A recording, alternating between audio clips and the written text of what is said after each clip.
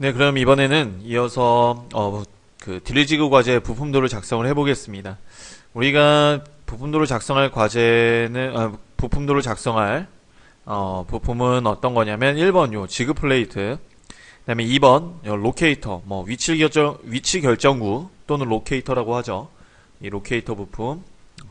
그다음에 3번 요 드릴 가이드 부시, 드릴을 가이드해주는 부시, 뭐 부시 또는 드릴 부시, 뭐 드릴 가이드 부시라고 하고요. 6번 요 이제 C형 와셔, 네, 여기 한쪽으로 터져 있는 C형 와셔 총 4개의 부품에 대한 부품도를 작성을 해보겠습니다. 자, 그럼 저는 인벤터에서 이렇게 일단은 도면 템플릿이 준비된 양식을 열었고요. 기본적으로 인벤터를 설치하면 이런 양식이 준비되어 있는 게 아니라 그냥 스탠다드 IDW 파일을 열면 이런 양식이에요. 그래서 여러분들이 잘 아시겠지만 시트 편집에서 여기에 시트 그 크기를 조정을 해주시고, 또 경계와 기본적으로 제공되는 요 제목 글록은 삭제를 해주시고 이제 새롭게 만들고, 또 하나 해야 될 건 도면 작성하기 전에 여기 있는 스타일 편집기에서 삼각법부터 해서 여러 가지 우리가 표현할 치수나 문자들에 대한 설정들, 그 다음에 선 굵기에 대한 설정들을 한번 다 해주셔야 됩니다. 하지만 제가 저번에 말씀드렸던 것처럼 그거는 이제 다른 시간에 좀 다루도록 하겠고, 저희는 이제 그 모델링을 어떻게 하고 부품도를 어떻게 작성하는지에 대해서 초점을 맞췄기 때문에 계속 그 부분에 대한 설명은 따로 다른 시간에 다룰 수 있도록 하겠습니다. 자, 그러면 우리가 첫 번째 이 시트에 그 부품도를 작성할 도면을 뷰를 배치를 해야 되는데요. 저는 지금 1번 부품을 해볼 거고요. 1번은 어떻게 할 거냐면은 평면도를 기준으로 여기 있는 그 현재 조립도상의 단면도 요 부분을 표현을 해보겠습니다. 그래서 플레이트를 불러온 다음에 방향은 맞게 맞춰주시고 일단 확인 버튼 눌러서 배치를 할게요. 자, 그래서 얘를 이제 어떤 것들을 표현해 줄 거냐면, 우리가 단면도는 왜 작성하냐면 여러분들도 잘 알고 계시겠지만 물체 내부에 있는 형상들, 뭐 구멍이 파여 있거나 기타 다른 형상들을 우리가 외형선으로 나타내 주기 위해서, 그대로 있는 그대로 보여주기 위해서 사용하는 게 단면이고, 잘렸다라는 걸 표시해 주는 거는 이 해칭으로 표시를 해 줍니다. 자, 그러면은 이게 만약에 여러분들이 단면을 하지 않고 이 물체를 밖에서 보면은 이런 형태밖에 안 보여요. 분명히 수문선을 켜보면, 여기서 수문선을 켜보면 안쪽에 이런 구멍들의 형상이 존재하는데, 수문선을 켜보면 근데 이게 수문선으로 표현하게 되면은 굉장히 복잡하기 때문에 이 부분을 단면에서 보여주는 게 좋습니다. 단면도도 어떤 식으로 단면하느냐에 따라서 투상도를 하나만 배치를 할 수도 있고 2개 이상을 배치해야 될 수도 있어요. 그래서 저는 그냥 일반적인 단면, 그 4분의 1 또는 온단면 이런 게 아니라 이렇게 꺾어서 우리가 뭐 계단 단면이라고도 표현을 하는데, 꺾어서 단면을 표시해 한 번에 이 정면들을 기준으로 이 저면도에 한 번의 단면을 통해 안쪽에 있는 구멍 모두를 표현을 해보겠습니다. 자, 저는 이 단면이라는 기능을 이용을 해서요, 이 뷰에서 이 뷰에 단면을 적용한다고 뷰를 한번 눌러주시고, 이쪽 원에서 쭉 마우스 커서 갖다 대면 이렇게 스냅되는 게 보이죠? 네, 이때 클릭. 그 다음에 어디까지 올까요? 요것도 단면을 하려고 한 요 정도까지 와서 일단 요 정도 클릭, 쭉 추적을 받아서 클릭, 그 다음에 쭉 클릭, 오른쪽 계속 버튼 누르면 이렇게 한 번에 단면이 됩니다. 이런 식으로 한 번에 단면이 돼요, 지금. 그래서 하나의 뷰만을 가지고 이렇게 안쪽에 있는 모든 구멍에 대한 형상을 다 표현할 수가 있습니다. 그리고 이제 원칙적으로 표현하자면, 실제로 우리가 이게 이제 이렇게 잘려나가니까 이 형상이 보이는 건데, 요 선은 사실 보이면 안 되는 선이겠죠, 그죠?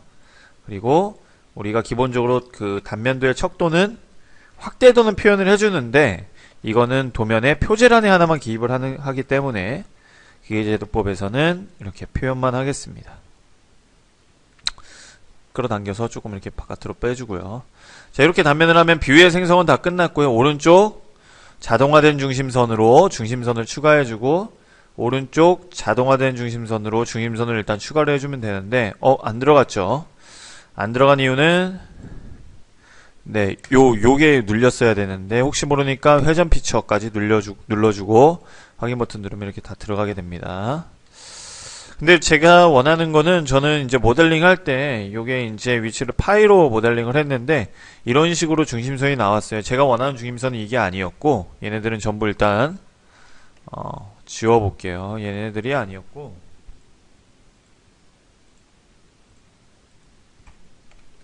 제가 원하는 거는 센터를 기준으로 이렇게 어떤 거냐, 요 패턴 중심을 원했는데 요 패턴 중심 패턴을 원했는데 지금 그렇게 자동으로 안 나왔기 때문에 이게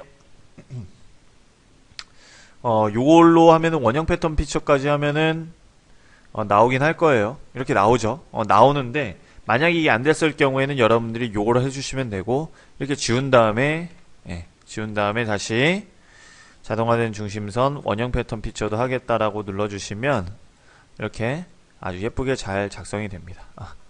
요 중심선들은 조금 이렇게 바깥으로 연장을 해줄게요. 자, 그러면은 일단은 우리가 치수 기입하기 위한 준비가 다 완료가 된 것 같습니다. 그래서 치수 기입을 한번 해보도록 할 건데요. 자, 치수 기입을 할 때 중요한 건 항상 지그 같은 경우는 가공품의 치수와 맞는지 한번 보는 거예요. 이 드릴 지그 과제 같은 경우는 정리를 하자면 여기에 있는 가공품이 어느 부분을 가공하는 거냐면 여긴 따로 표현이 안 돼 있지만 요 파이 5파이 구멍 4개를 가공하기 위해서 설계된 지그입니다.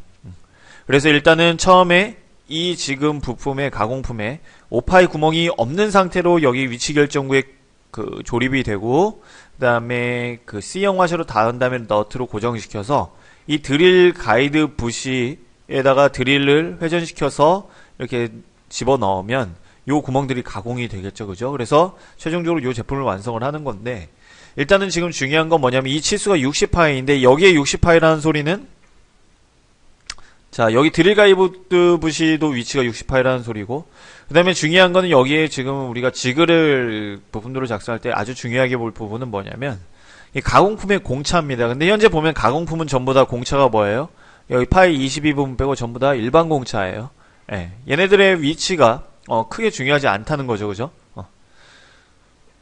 그래서 사실상 상관없지만 일단은 그 부분 우리가 가공품에 공차가 있을 경우에는 어떻게 만약에 해결을 해야 되는지에 대해서는 조금 이따가 설명을 드리도록 하겠습니다.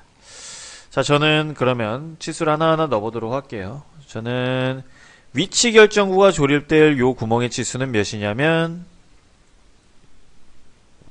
파이 40 그 다음에 선형으로 H7 넣어주시고요. 그 다음에 여기 있는 관통구멍은 여기 이렇게 잡아빼면 9파이고 그 다음에 여기 카운터보어 같은 경우도 특별하게 문제 없으면 여기다 직접 치수 넣어주는 게 제일 깔끔하겠죠. 그죠?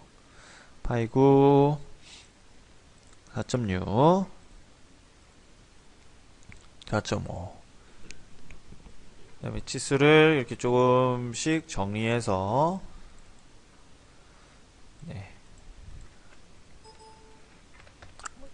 4 우리는 지금 개수를 어떻게 쓰냐면 소문자 X로 표현하죠. 한 칸 띄고 자, 이렇게 해서 4X 4.5파이 그 다음에 얘는 빼주고 얘도 조금 이렇게 간격을 두고요. 자, 카운터보어 치수도 넣었고 그 다음에 이러한 깊이 요 깊이 안 넣었었네. 바로바로 넣어주는 게 제일 좋아요. 이 깊이에는 특별한 그 공차나 이런 게 필요 없어서 6만 딱 넣고 하겠습니다. 그 다음에 우리 드릴 가이드 부시가 조립될 요 구멍은 매우 중요하겠죠. 매우 중요하겠죠. 여기 치수를 넣을 때 일단은 끼워 맞춘 공차가 들어가야 될 부분은 이 부분이에요. 이 부분에 10H7이라는 공차가 들어가야 됩니다. 해당 없음. 그리고 얘를 이렇게 빼서 화살표는 화살 쪽 이렇게 내부가 아닌 바깥쪽으로 이렇게 하고 자, 위쪽에 여기 구멍은 이렇게 14파이 그 다음에 깊이까지 그냥 넣어주시면 돼요. 이것도 공차가 특별하게 필요 없는 게 드릴 가이드 부시가 조금 위로 올라가도 되고 아래로 떨어져도 실제로 제품에 드릴 구멍을 가공하는데 전혀 문제가 없기 때문에 공차 자체가 필요가 없죠. 자, 그런 다음에 여기서 확인해야 될 거는 뭐냐, 여러분들 여기 지금 보면 드릴 가이드 부시에 뭐라고 해야 될까, 갑자기 명칭이 생각이 안 나요. 여기 플랜지 부분이, 플랜지 부분도 딱 지금 조립도를 보면 조립이 되어 있고 이 부분도 조립이 되어 있어요. 그래서 이 부분에도 끼워 맞춘 공차를 주고 이 부분에도 끼워 맞춘 공차를 주면 절대 조립이 안 됩니다. 둘 중에 부품과 부품끼리 조립될 때는, 하나의 부품과 하나의 부품이 조립될 때는 한 개의 끼워 맞춤만 있으면 돼요. 두 개 이상의 끼워 맞춤 공차가 있을 경우에는 조립이 쉽게 설명드리면 거의 불가능하다고 보면 됩니다. 왜냐면 얘네들은 우리가 일단은 설계 도로 보기 때문에 일단은 일자로 되어 있고 센터가 동일하지만 실제로 이 제품을 만들면 이 부분의 표면은 울퉁불퉁할 거고요. 이 부분도 확대해서 보면 울퉁불퉁할 거고요. 이 부분의 센터와 센터는 절대 맞을 수가 없습니다. 절대 맞을 수가 없기 때문에 조립이 안 돼요. 그래서 아예 구멍 쪽은 한쪽을 키워주고 축 쪽은 한쪽을 줄여주는데, 얘는 이 공차와 관계없이 여기는 조립이 문제없이 되라고 일반적으로 일반 공차보다 크게 해주면 돼요. 사실 이 부분은 일반 공차보다 크게 이렇게 표현을 해주면 됩니다. 그래서 이렇게 크게 만들어줘라 라고 치수를 넣어주시고, 저장 한번 한 다음에 그 다음에 어디 치수를 넣어줄까요? 자, 이 구멍은 용도가 뭐였냐면 여기 이제 어떻게 보면 이 드릴 지그에서는 이 부분이 지그 다리죠, 그죠? 여기 지그 다리예요. 이 지그 다리가 끼워 맞춤 되는 부분인데, 얘는 그냥 뭐 끼워 맞춤만 일단 되면 되니까 여기서 여기다가 끼워 맞춤 공차만 하나 넣어주겠습니다. 그래서 선형 여기서 H7까지 넣어줄게요. 이렇게, 네, 이렇게 넣어주시면 되고요. 자, 두 번째, 자, 이제 평면도에서 각 구멍의 위치들에 대한 치수를 넣을 건데, 요런 거, 요 카운터보어 같은 경우는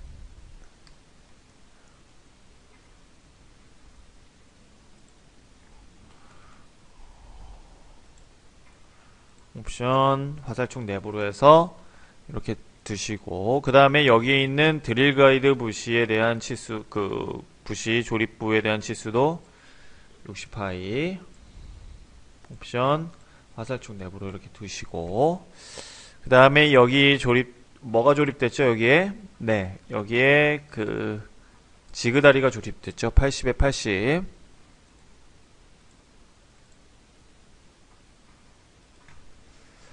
그 다음에 여기는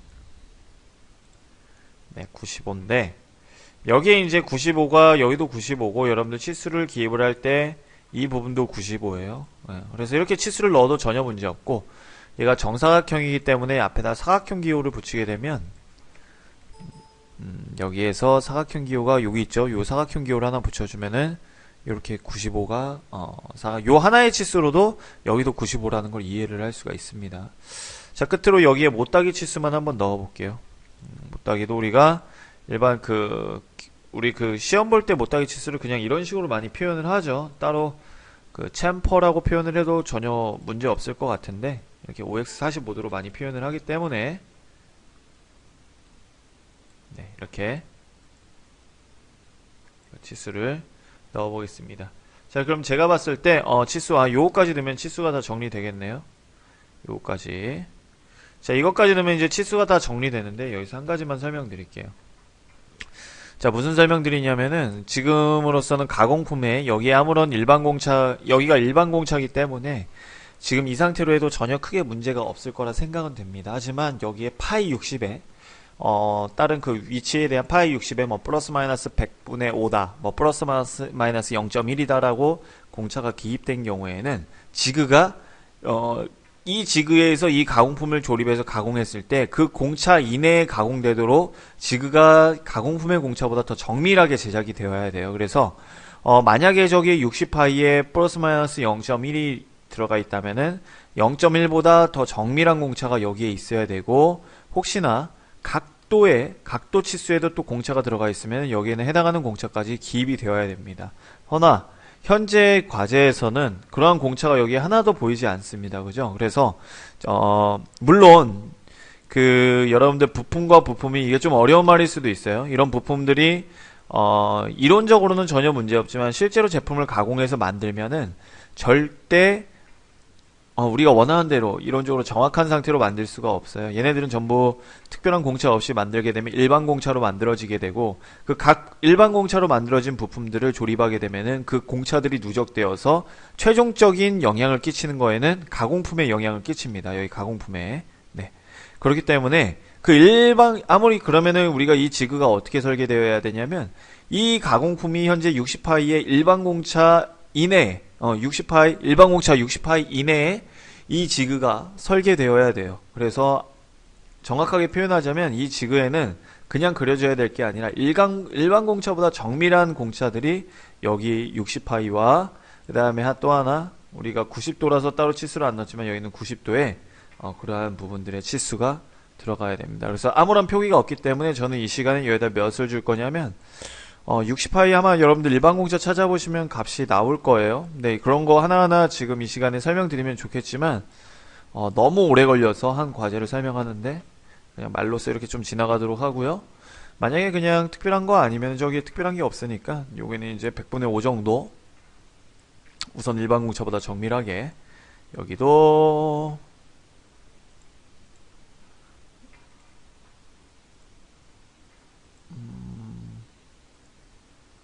네, 100분의 5 정도로 이렇게 공차를 주고 요 예제는 공차는 이렇게 마무리를 하겠습니다. 자, 그러면은 표면 거칠기 기호와 기하 공차 기호까지 한번 넣어 볼게요. 여기에 특별히 지그 플레이트고 직접 여기에 제품이 닿거나 하지 않기 때문에 여기는 Y까지 표현할 필요 없고 그 다음에 캐스팅부가 아니라 절삭 가공으로 만든 거기 때문에 그냥 대표 표면 거칠기 기호를 W 정도로만 줘도 될 것 같아요. 그래서 W를 전부 W로 만들고 최소 끼워 맞춤 되거나 어떠한 맞닿는 부분에만 X로 표면을 표현해 주시면 좋을 것 같습니다. 그래서 저는 여기 있는 끼워 맞춤 공차 있는 데다가 X 그 다음에 여기도 X 그 다음에 이거 X 이거 네. 그 다음에 여기도 X 그 다음에 여기 닿는 면도 X 바닥면도 닿죠 그죠? 바닥면도 X 이렇게 해서 끼워 맞춘 표면 거칠기 기호를 넣어주시면 되고 나머지는 뭐 기하공차만 되면 돼요. 일단은 지그다리가 조립되고 지그다리가 1번 지그 플레이트 하단에 닿고 또 그 다음에 로케이터 자체가 끼워 맞춤 되지만 요면에 닿고 그렇기 때문에 여기다가 공차를 조금 넣어보도록 하겠습니다. 바닥면을 기준으로 일단은 드릴 가이드 부시 같은 경우는 직각 그 다음에 여기 지그다리가 조립되는 부분도 직각 로케이터 같은 경우도 직각으로 좀 서야겠죠 그죠? 그래서 저는 여기다가 다른 부분에 대한 공차는 크게 넣을 필요 없을 것 같고요. 지그다리가 조립되는 이 부분에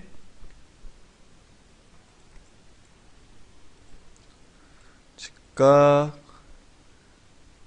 그 다음에 파이 여기는 무조건 0.011 네, 지난 시간에 설명드렸죠. 뭐 IT 5급을 적용하기도 하는데 저는 그게 의미가 없고 여러분들이 실무에 나가보면 아시겠지만 IT 5급 적용 안합니다. 예, 기하공차에 그렇게 공차를 정말 세세하게 정말 필요한 부분만 들어가지 표면 거칠기도 기호도 이렇게까지 표면 거칠기 기호나 기하공차를 넣는 경우가 아마 이거를 이제 공부하셔서 자격증을 취득하시고 실무에 나가보시면은 그게 무슨 소리인지 알 거예요.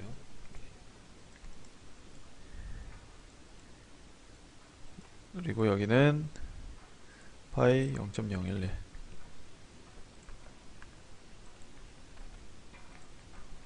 네, 이렇게까지 하면은 기아공차까지 마무리가 됐고요. 이런 것들은 조금씩 뭐 정리해주면 되겠죠, 그죠?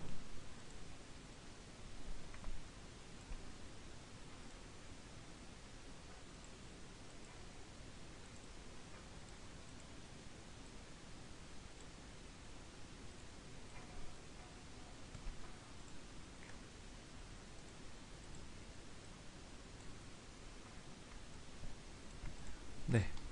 이런 식으로 정리해주면은 요 1번 예제가 완료가 됐고, 대표 표면 거칠기 기호만 표현을 할게요. 미리 만들어진 저는 스케치된 기호에서 쓸만한 게 뭐가 있을까요? XY는 이따가 써야 될 것 같고, 하나를 좀 바꿀게요. 여기서 네, 이거를 정의 편집을 통해 WX로 조금 바꿔보겠습니다. 네, 하나 지워버릴게요. 이 점도 쉼표도 지워버리고, 얘를 조금 이렇게 옮겨서, 네, 너무 삐뚤어졌네. 이거 사실 삐뚤어져도 크게 관계는 없어요. 이렇게 해서 1번 요 지그 플레이트 부품도 작성을 완료하겠습니다.